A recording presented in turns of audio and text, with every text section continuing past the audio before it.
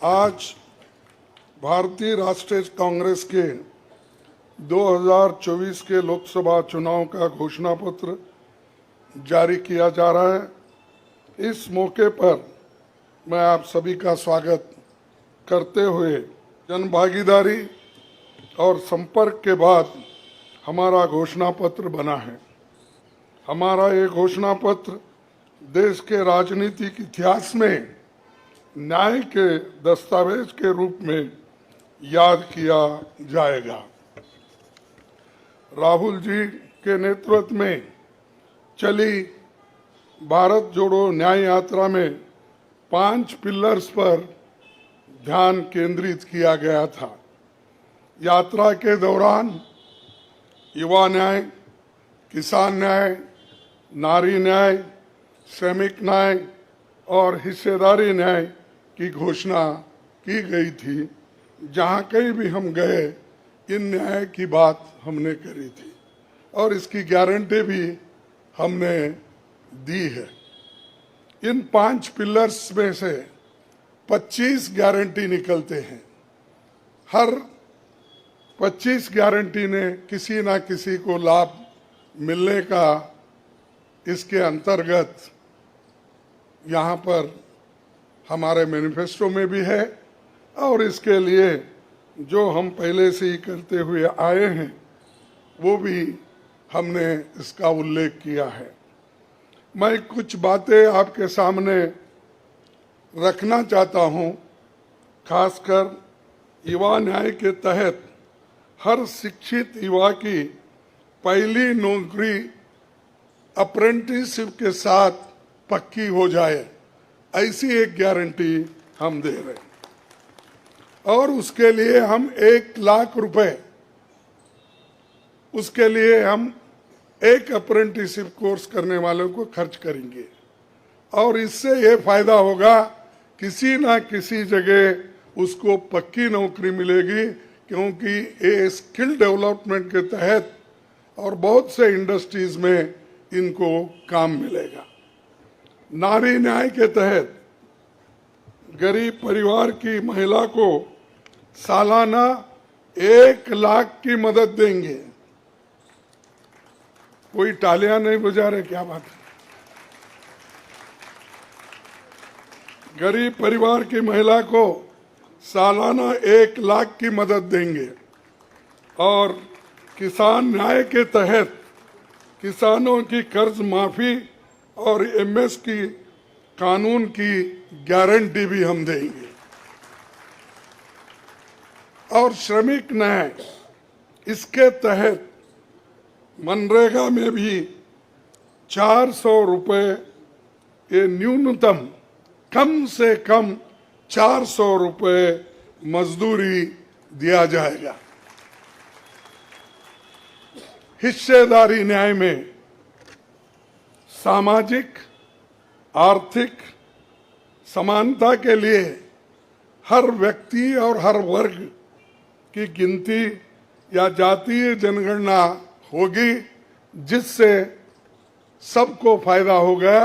या किसी के फॉर्म में, किसी के अगेंस्ट में ये नहीं है कि हालात को समझने के लिए ये जातीय जनगणना करेंगे, जैसा कि SC ST की जातीय जनगणना होती है। और वैसा ही जो पिछड़े लोग हैं और भी ये अपर कास्ट में भी गरीब लोग हैं, सबकी हालत क्या है ये जानने के लिए हम जातीय जनगणना कराएंगे और इसका फायदा हर वर्ग को मिलेगा। हमारे घोषणा पत्र में संवैधानिक न्याय, कॉन्स्टिट्यूशनल जस्टिस खंड में लोकतंत्र बचाओ, भय से मुक्ति से लेकर मीडिया, न्यायपालिका आजादी, भ्रष्टाचार के खिलाफ मुहिम जैसे मुद्दे, कला संस्कृति जैसे विषय भी है। आर्थिक न्याय, इकोनॉमिक जस्टिस खंड में आर्थिक नीतियों, बेरोजगारी, टैक्सेशन और टैक्स रिफॉर्म्स, ये सारी चीजें उसमें हम लाएंगे। इंडस्ट्री और इंफ्रास्ट्रक्चर पर ठोस काम हम करेंगे। राज्य न्याय, जस्टिस फॉर द स्टेट्स में संघीय विकास, पूर्वोत्तर भारत पर रोशनी हम डाले हैं और जहां कहीं भी फेडरल स्ट्रक्चर को धोखा होगा हम उस वक्त अपनी आवाज उनके साथ भी उठाएंगे और जब हमारी गवर्नमेंट आएगी तो उनको बराबरी का हिस्सा देंगे और ताकि वो पैसे के लिए तरस ना हो, चाहे वो ड्रॉट हो, फ्लड हो, डिसास्टर्स हो, इसके लिए नेचुरल डिसास्टर, इन सब के लिए फेडरल गवर्नमेंट को कानून के तहत जो मदद मिलना चाहिए वो हम जरूर उनको दिलाएंगे। उसी के साथ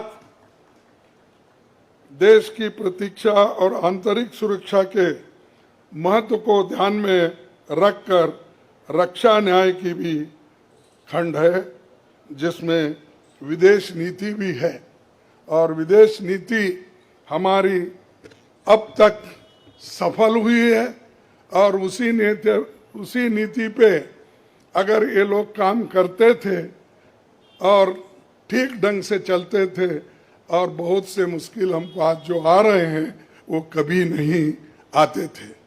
तो इसीलिए हम अपना रक्षा न्याय का देश की रक्षा के लिए पूरा हम काम करेंगे। आखिरी एक महत्व का बिंदु पर्यावरण न्याय भी देंगे। आप सभी से मैं अनुरोध करूंगा कि घोषणा पत्र को बारीकी से देखें, पढ़ के इसमें आपको भविष्य के भारत की शानदार नया तस्वीर दिखेगा और इसके लिए आप ठीक ढंग से आप काम कर सकते हो। आजादी के बाद 1951-52 में चुनावों से राजनीतिक दल घोषणा पत्र जारी करते समय बहुत से दावे करते हैं लोग, पर कांग्रेस हमेशा जमीनी हकीकत पर चलती है। 1951 में पंडित जवाहरलाल नेहरू के नेतृत्व में हमारा जो घोषणा पत्र जारी हुआ उसका नाम था व्हाट कांग्रेस स्टैंड्स फॉर। उसका नाम था व्हाट कांग्रेस स्टैंड्स फॉर।